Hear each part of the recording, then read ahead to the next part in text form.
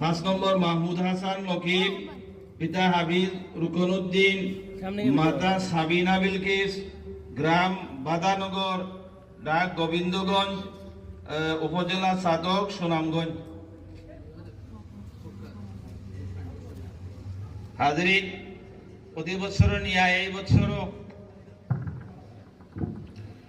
আমাদের মাদ্রাসা থেকে যারা হিফজ সম্পন্ন করেন তাদেরকে হুপ ফাউন্ডেশন ইউকে এর পক্ষ থেকে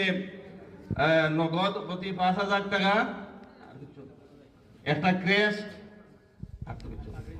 আর ফাগুড়ি, নগদ 5,000 টাকা, একটা ক্রেস্ট এবং ফাগুড়ি, আর হাজি তেরামি একটা ফাগুড়ি। আর মরহুম গিয়াসউদ্দিন সাহেবর স্মরণে তার নাতি